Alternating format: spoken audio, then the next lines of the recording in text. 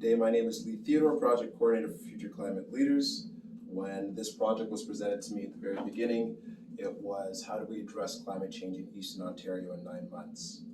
So, behind me, I've got a map of the strategy that has been deployed and things that we've come across. I'm going to do my best to give you a tour, as it were, of this project, just to provide some guidance as to where this project has found opportunities, where it feels the best opportunities within the mandate, resources, time to task, and the awareness and availability capacity of our Eastern Ontario region. So, Future Climate Leaders is presented by the St. Lawrence River Institute, an esteemed organization which has been around for about 28 years, serving with regards to the health of the St. Lawrence River. Now, being a scientific institution, climate change impacts all science, and so it was an interesting proposal to have been written. It falls in line with a lot of things River Institute's doing, but it's not its primary function. And therefore, Future Climate Leaders has to find a way beyond the River Institute to find partnerships, to find relatable organizations and community partners to be able to take up this task of the challenge of addressing climate change locally for Eastern Ontario. So, a part of the mandate of this project was to go and speak to good stewards, municipal leaders, and organizations within the space of Eastern Ontario to determine where they're at with their climate change initiatives, what kind of projects they're working on, what their strategic guide is towards climate change solutions. And so behind me on this fluorescent yellow that you can't see Bo Diddley on, I'm going to walk you through it, all right? So the most important thing that you need to understand about climate change is 2030. We're in a miracle decade. This is 2022, 2025, 2030. The Canadian government is monitoring 7 greenhouse gases. The one that we are most familiar with is carbon dioxide. And so with that lens, we are all doing the best that we can to get our carbon emissions down, and that's fine. The next one from carbon dioxide, next to it is methane. Methane is 80 times worse than carbon dioxide, but it has a shorter shelf life in the atmosphere. The next one from there is nitrous oxide. Nitrous oxide is roughly 20,000 times worse than carbon dioxide. And then further down the spectrum, you get into like the hydrofluoride chlorines, the HFCs, CFCs. Folks that are my age are going to remember the ozone layer. We addressed that. Stop putting that in canisters. Stop spraying that with your hair. Your Freon in your refrigerator. Let's change that to a different component. Even though Freon, HFC, hasn't totally been pulled, that is something that is being addressed in our time right now as well. Long story short, we need to move from 2022 to 2023 in a meaningful way for our region, okay? The national government has set out its own requirements as to how it's going to address a national reduction of its carbon emissions. We're looking for 40 to 50% prior to a certain period of time. I believe it is, what's my brain saying, 2005? I'm gonna be wrong, and that's okay. My point is, the government is striving as a nation to ensure that we decrease our carbon footprint by 40 to 50%. Based on the scientific information that I've seen, and it's relative to interpretation. If we don't get our butts in gear as a human species by 2030, if we don't start to take away some of the effects of our behavior by 2030, we are going to be living in, I'm going to be polite with you and say very uncomfortable times, right? So we say, okay, well, I'm here in Cornwall. I'm not Toronto. I'm not New York City. I'm not India. I'm not China. I hear all those conversations, but we're still human beings, and we're still a part of the solution making. And so what behaviors and activities can we do here regionally that actually have and serve a purpose from a provincial guideline to a national guideline? How can we do something regionally to address those issues? So, knowing that methane is 80 times worse than carbon dioxide, and knowing that methane comes from our organic matter and our waste. Composting. There are 2 things that are essential to find out if something's living. Does it take in energy, and does it provide waste? Those 2 simple elements, whether it's a one cell, whether it's a multi-cell, whether it's a sentient being, whatever, plant, tree, that's why rock is not a part of that consideration. It doesn't take in energy and give out, but it is an ancestor. To my point,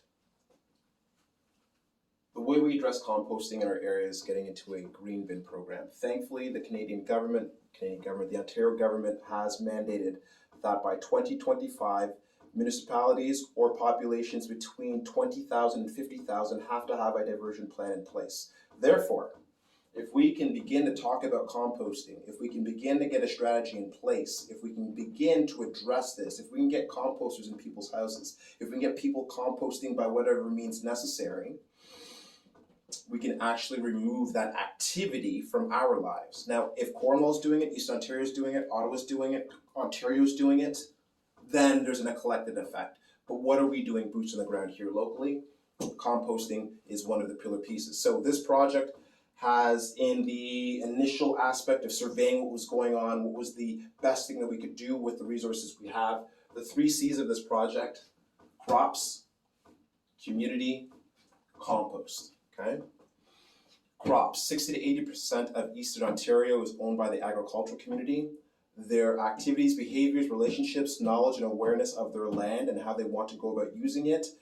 How a person puts food on their table is not up to me to tell them what to do. However, helping them be aware of the value of what they have, also providing them with opportunities to consider other options in transitioning. This is something that is very sensitive to me. I'm a prairie kid. I'm born in Alberta. So crops to me is like top notch. However, I'm not just going to walk into that scenario with an ego. Last year selling jerk chicken, who the heck do I think I am walking into a farmer who's been doing it for generations saying, hey, this is something that I've been made aware of. So I'm addressing this with tact and with respect, but this is something that is of chief importance for the future of Eastern Ontario. And you'd be surprised, geopolitically speaking, how important crops in Eastern Ontario is going to be to agricultural in the prairies. Now, from their community, the first question I asked myself in taking this opportunity was, is there anybody else in the space that is actively engaged in sustainable solutions, the environment, climate change solutions, and so forth? And so there are wonderful organizations in our community. Some are small volunteer groups, some are larger established outfits, but few and far between have paid positions that are dedicated to being paid to do this. Being allocated resource and money and budgets and so forth, and nobody's got a large budget, just a heads up.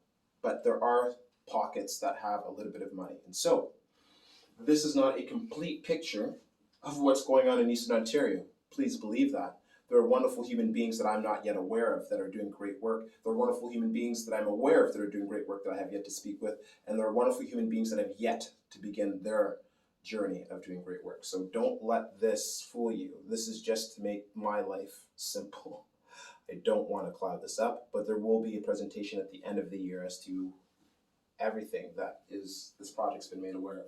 Now, crops, community, compost. Compost we talked about, 80 times worse than carbon dioxide, methane. Let's get our compost gear together. Okay? Community, asking the original question of if anybody else is doing this. There are indeed places and organizations that are doing this, but when I think about myself as being an everyday average person, is there a space that I can go to with my climate change considerations? It doesn't exist as a centralized idea. So what I thought about with this project was, instead of Future Climate Leaders creating its own program and creating its own thing and its own zeitgeist and all that nonsense, why doesn't it support what's already been established and take the resources that it has and allow it to harness the other organizations that may not have access to some of the things that we do have access to? So in essence, trying to create a climate change solutions network in Eastern Ontario. Community. Is there a space and a place where I can walk into and say, I don't know what I'm going to do about climate change. I don't understand about climate change. One of the biggest challenges with anything in life is admitting you don't know. And so climate change is this really interesting thing where if you paid attention in biology class, shout outs to Mrs. Ciccarelli, there are levels of information. People have their own lives and their own jobs. We're in our own chapters. We went to school, we did our post-secondary, most of us or some of us, or whatever the case is, there was a period of time where we were taking the time to learn. Now we're in a period of time where we have to be productive, and there isn't always time to learn new things. I may take up lawn bowling, I may take up bocce ball, I may take up curling, I may take up off-road mountain biking, I may take up something that is interesting to me. When we think about a 40-hour window of time in a week, a person allocating 1 hour to themselves is a very big deal. And so when you tell somebody you've got climate change, please figure it out, it's a very difficult thing to ask a person who may be ignorant, innocently so, to this whole thing, to say now it's your turn to figure out this whole new process.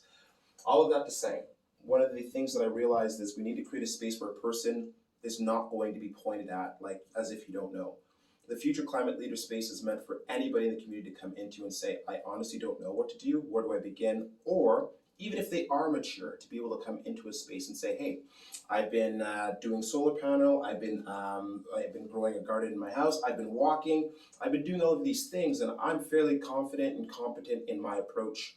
I'm a vegetarian, I know where my food comes from. All of these wonderful things are very cool people in our community that are way beyond the help of this project. In fact, they should be coming to help the project. However, we still need to create a space where everybody can come together, right? When we start getting tiers and spectrums where only certain groups of people exist here and certain groups of people exist here, it doesn't work. And also recognizing that some of these solutions to climate change may not be accessible to all people at all times. So Future Climate Leaders aims to be a low barrier of access operation where you can come in and say, okay, what do I do next? Now, I will also tell you that at the very beginning of this project, I got very wise. Just because we turn on the switch for Future Climate Leaders does not mean that it's going to solve the problems for all people everywhere at all times immediately. Also, this project cannot believe that it's going to be successful where David Suzuki, the Canadian government, and other such entities are going to be. It takes a lot of hope, a lot of motivation, a lot of people to create a culture. And when you've got a lot of culture and a lot of commitment, over time you have this thing that becomes part of the community, hands down, eyes closed, like a Cornell Pizza. When we think of places like Kingston, places like that started with a group of people that were committed to it, and they worked day in, day out. And then the benefits of that were shared by the community, and the community bought into it, and then it became a part of the ethos of the city of Kingston. I would say the same thing for any movement. Now, all of that to say, community is where my heart lives. Future Climate Leaders needs to serve the community, and it's going to do so by ensuring that anybody that's a stakeholder is able to see each other in the same place, so that we're all going together as a united front towards this, okay? 3 C's, crops, community, compost. Create a space where people feel comfortable to learn, grow, and share, and move forward. Composting is an actual practical draw down our actual emissions. And then crops, because the future is in the land, and the future is in our relationship with water, and the future is in relationship with our food. So this group is going to be key to so many different things. And we don't want to leave people behind in the transition, right? One of the greatest things somebody told me is, I'm a farmer, I don't have an electric tractor. And that has been my lens. That is a reality that I have to respect. And so, Future Climate Leaders does not have the ability to go to the farmer and say, here's our program idea. It's going to require the government to come down to the level of the farmers, sit with them, and be able to take what is it that you need to, if you want to transition, how can we do this properly? So I need to figure that out and have a different conversation. 2022, 2025, 2030. By 2030, we need to have some reduction targets hit, okay? This whole strategy is predicated on what your municipality is deciding on doing, what your city is deciding on doing, what your leaders are deciding on doing. Future Climate Leaders is not a political entity. There is not an advocacy arm to it. There are certain things that it can do, and there are a great many things that it can't do. As far as telling the community what to do, that has to be mandated. That has to be a policy piece. That has to be bought in. That has to be created. However, all of that to say is by 2030, we have to have something in effect. 2022, I'm excited to tell you some stuff, but give me a second to continue to create the landscape of what's going on. The assets that Future Climate Leaders has used to deploy, or has deployed to get the public's awareness and get access to the ability to generate action. We have our town halls, we have the website that's coming out, and we've got workshops and well-being pieces that we have as well. Well-being pieces, you see conversations on there that we're having with the youth, that's also important. There are conversations that we're having out in the community, those are important. When we talk to people where they're at outside of these organized spaces, we get more of their humanity, we get more of that reality, and that's where you and I connect with people. It's not always, let me put on my lab coat again and have a conversation with you. It's not always in a professional manner that we get professional outcomes. I think we have to work at this as people and just accept people for where they are and meet them where they are. Workshops, very important. Highly engaged. River Institute's got a whole library of these. Through the climate change solutions lens, Future Climate Leaders has 4. Waiting to do things the right way. COVID's a bit of a dynamic. The challenge is it has to be meaningful. If people show up to this and they don't show up to the next ones, this is not going to work for me. So I have to make sure that I hit the workshops on the nose and that they're practical, meaningful, and they're worth your time. Website coming out. Website is meant to connect this whole thing that's going on and put it here. So that when a person has an idea or a feeling or vibe or concern or conflict, they go to the website and I'm hoping it'll guide them closer to an answer that would be best fitting for them. Town halls. Town halls are probably one of the coolest things that we haven't yet recognized what we can do yet. I'm working on a few things to demonstrate what these are worth. Town halls, in essence, with my colleagues, I chose what would be the themes, formulas, and people that would be coming to speak to the community. And that was to bring you closer to the project in a meaningful way. We were sitting down, we were at home, we had the ability to do those things, so that was important. However, a town hall is exactly as it says. Let's bring the community together around something that is of value and of interest, and have somebody that is a particular speaker that is specialized in this space. Right? We don't want a Lee Theater talking head who has read some information, brought stuff together, and middle of the night has put this whole thing together and has given you his best interpretation of information. I'm a good person, I respect myself, I'm happy that we all enjoy me, but there are better people available to give us better answers. So if we can get them in a moment where they can sit down and speak with the community specific to, that's not for me, it's for the community to get better. So I want you to think of the Emergency Climate Change Declaration. Wouldn't it be nice if we had somebody from a municipality that has already gone through this, speaking to the community, to provide like, hey, I can't tell you what's going to happen to you directly, but this is our experience, and this is what the benefit is. So having somebody that is just starting it like us, somebody that is going through the process to tell you what it feels like, and then somebody that has gotten to the end of that process to say, this is what it's going to look like and feel like, and this is the benefit it's had for our community. And wouldn't it be cool if I spoke with Switzerland and be like, yo, your carbon emissions are 1.5%. What did you go through? How would this process feel? What's the benefit to your community? So how do we use our assets so that they're meaningful for you? So now you've got the scope of time, you've got the pillars of thought, and you've got the assets being deployed. Now let's talk about our actual kind of internal space here. So what I've got here is Future Climate Leaders, the River Institute, Transition Cornwall Plus. This is my trifecta of a sampling of the feeling of the community. Not just Cornwall, Eastern Ontario. It's just proximity and access to time, resources. This is kind of where I've been able to find some benefits in terms of quick conversations. Future Climate Leaders comes out of the River Institute, but Future Climate Leaders' mandate is climate change. River Institute's mandate is scientific study of the river. So it's very important that we understand that these two, as much as they're together, they are independent in certain regards. Transition Cornwall Plus, for me, is a beacon within our space of Eastern Ontario, but Cornwall respectively. These folks have been around for more than about 12 years. They've consistently been present in the public, and they've been consistently doing it from a purposeful passion. And they have results. There are things that they've completed on their own, per se, if that spirit was edified in other places, we would be a stronger community. So I like to use them as a lens of thinking in terms of what a community is capable of doing. These are volunteers, dudettes. Starfishes and unicorns. That's powerful. And so how do we duplicate this power in different places that need it, okay? Raisin Region Conservation Authority, powerhouse. South Nation Conservation Authority, powerhouse. And so those are the two conservation authorities adjacent to us, and then we've got Cornwall in the middle, okay? They are in the same kind of realm, but you have to respect and understand where they fall in. They're a conservation authority. Yes, climate change is a part of their approach. It absolutely has to be.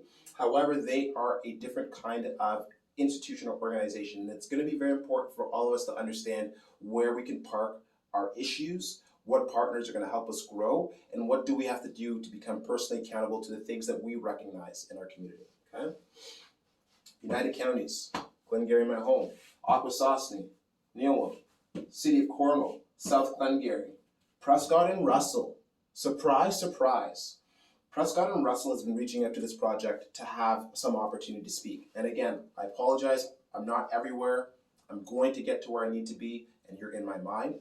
But now we have a situation where it's darn near getting very close to an Eastern Ontario scenario, right? We're getting places that are outside of our catchment area that are interested in what we're going to be doing.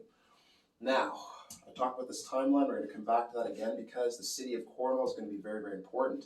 Let's continue down.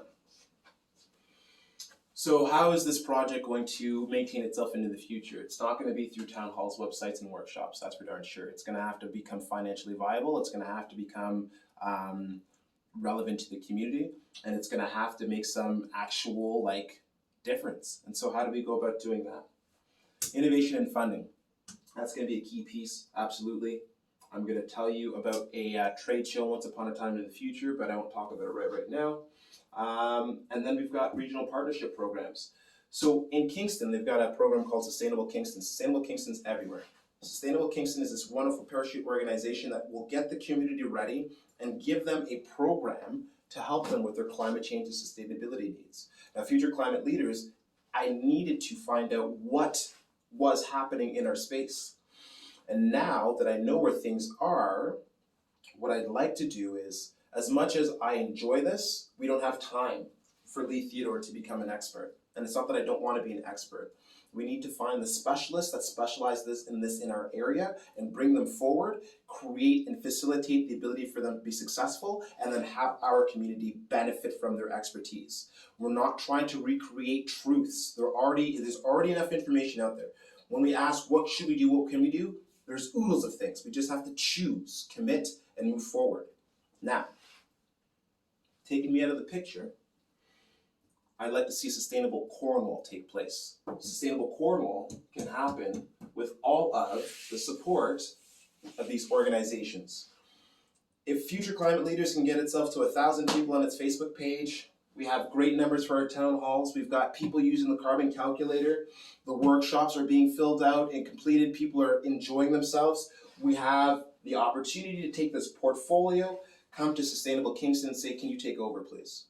We have enough people engaged. We have a community that is willing to go through a project, a program, if you're willing to come in and administer it. So my job is to get us up to scale, bring those folks on board, and let them administer the community aspect of climate change solutions. Coming back to that in a moment. The kids are important. Right here it says door number 1. You can't read that. Door number 1 is a very great organization. I feel that they're going to play a vital role within the education system. I did not want to begin and or firmly rest this project on the ability of young people to do this. Here's what I believe, personally. If climate change is in direct relation to the outcomes of our behaviors, whether it's driving a lot, flying planes a lot, eating lots of meat, whatever the case is, what I've realized is it's the demographic that has access to money. Because it's through our financial choices do we have the outcomes and behaviors that we do. So those young kids who haven't started work, they learn their action behaviors from adults. With the 9 months this project has, I'm going to focus on getting the adults' attention. Because that's where the real change happens. They're the ones that vote.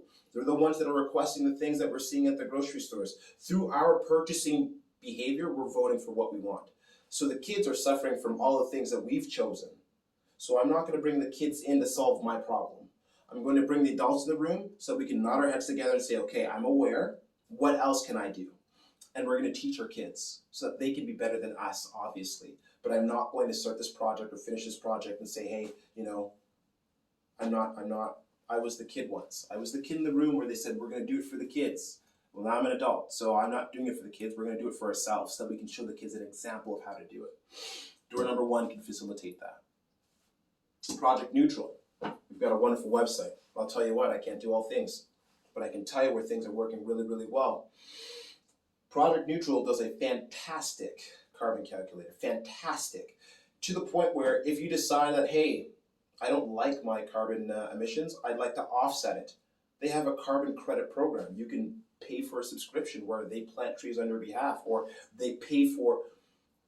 Project Neutral is like A1. If I had to think about an app that was doing it properly, a program that was doing it properly with respect to the carbon calculator, that's the one that I want to point you to. Yes, our website's going to have one because we need to have an internal one locally. However, that I'm hoping to grow into a future partnership that is going to be of value to Eastern Ontario. But there's only so much room in the day. At the very bottom, it doesn't mean it's not important, but it's the Royal Ontario Museum. And so people say, Lee, what does a dog do when he catches the car? Well, I'll tell you what, I got a plan for everything, sometimes. And so what I feel the Royal Ontario Museum, through the lens of its current curator that has been picked up, this is Dr. Soren Brothers, hired because the ROM institution realized that climate change needs to be a pillar function of their activities. And so I'm hoping that I can nurture that relationship. And if I can get the ROM to provide some kind of partnership opportunity, well, now I've got the opportunity to go to innovation and funding. So we're going to take this as an example. Where's my e-bike? E-bike is back over here. We haven't talked about it yet, so we're going to come back to that in a second. The ROM, don't forget about it. It's going to come back to innovation and funding in just a moment. Climate change, community, culture change.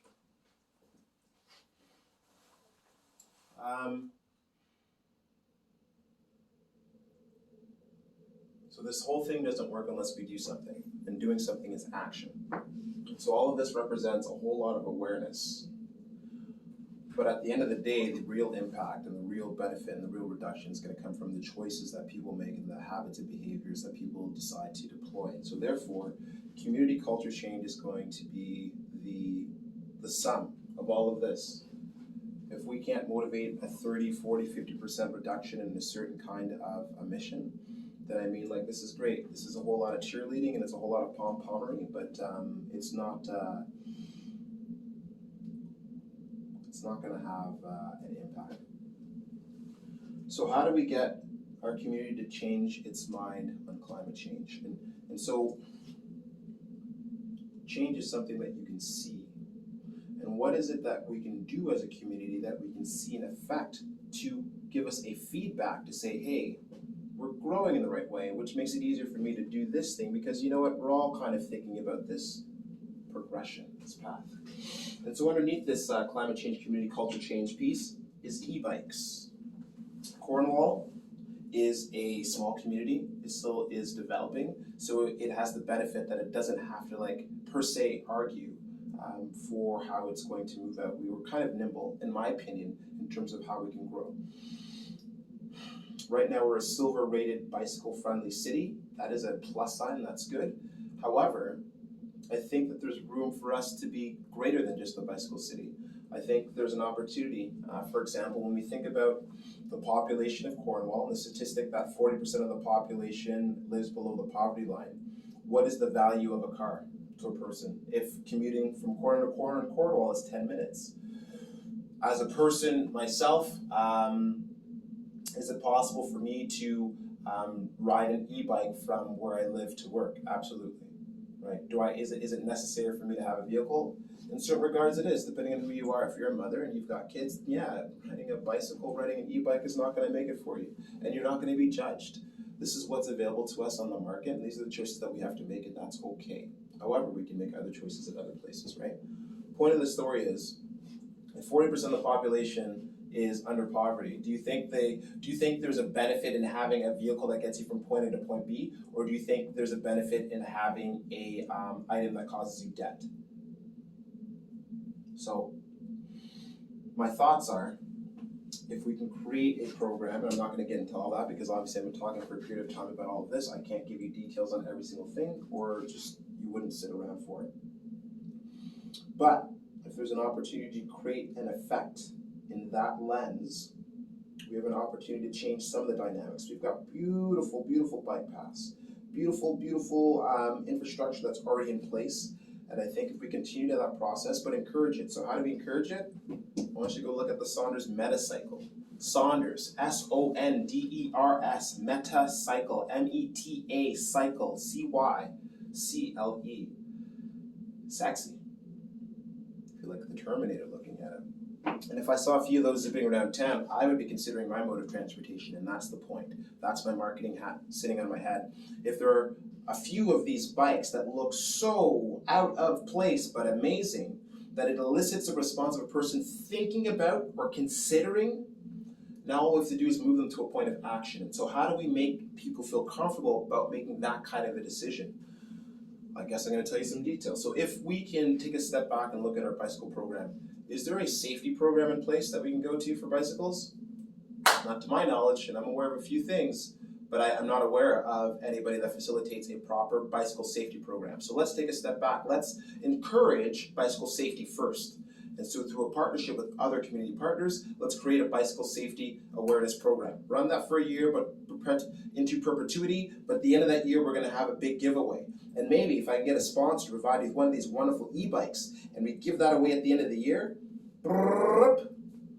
and because e-bikes are electric, and they don't create emissions, is it possible for me to have a relationship with the Benson Center to do e-bike safety courses in their indoor spaces? Now something cool is starting to happen. Could we have an indoor e-bike for Eastern Ontario safety program? Absolutely we could. So if we can see 100 of these bikes on the road in 3 years, that's not my job, I'm not trying to sell bikes, but as a person who's commuting around and I see that, I begin to see that there's a change in the community. And if we see change in the community, is it possible for us to take the next step? Yes. And then we take the next step? Yes. We have community gardens in every other corner? Sure, yes. Everybody's composting? Yes. As time moves on, we start to see these signals that pop up in the community that say, hey, if you're interested in doing something regarding climate change solutions, these are your points of entry. Look, your neighbor's been doing it. Look, your old teacher's been doing it.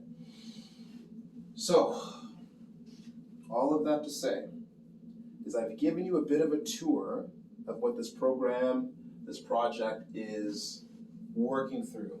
I believe I said I was going to come back and talk about innovation. Royal Ontario Museum. This is my last little bit of information I'm going to give you. So I'm going to talk with Soren Brothers tomorrow. Can't wait to talk to you, homie. I'm hoping that we can develop a relationship over time. And if there's an opportunity for a partnership with the Royal Ontario Museum, if I can get a letterhead with the Royal Ontario Museum on it and I say, hey, I'm seeking partnerships, and I go send that out to, say, Blackberry, Blackberry may not know who Future Climate Leaders is, but they certainly know who the Royal Ontario Museum is. And I'm not saying I'm going to Blackberry, I'm just using a name that everybody understands, okay? And if Blackberry says, well, through association, because guilty by association, right? Through association, and they're a small little community, so I don't have to give them $1 million. Maybe I'll give them $10,000. Maybe I'll give them $1,000. That's okay. Here in our community, we now have Blackberry aware of us. Why? What else can we do with those partnerships is my question, right? Take Blackberry, put any name you want. I've got names, I'll go through it in my own time, but my point is, when Eastern Ontario starts drawing big players into its space to do future thinking stuff, what does that place us except as future thinking community members? And so if the Royal Ontario Museum can lend themselves to our project, and I can go visit, say, the Ontario University of Innovation, and I could say, we're trying to set up an e-bike project, you just did a huge, wonderful survey, is it possible we can have some strategic thinking about how we can deploy an e-bike situation in a low urban density location? Some of these projects that people got going on, you can't do in Toronto. Toronto's its own monster, but in Eastern Ontario, because it is so beautiful in its current setting, some people might say it might be easier to get a win in Eastern Ontario than it would be to get a win anywhere else, okay? So that's an example of what's going on there. There's stuff missing from this, I'm not gonna lie. And I'm happy that stuff's missing from this because it gets very, very, very, very busy quickly, and this is not the end of this. I actually have to do other things to this, but I wanted to take the time while I was doing this activity to kind of give you a sense of future climate leaders, an overview, as it were, an idea of direction, the purpose and value that we're trying to do, and understand that it's not a one-person, it's not a one-man band. It's a whole community function. And so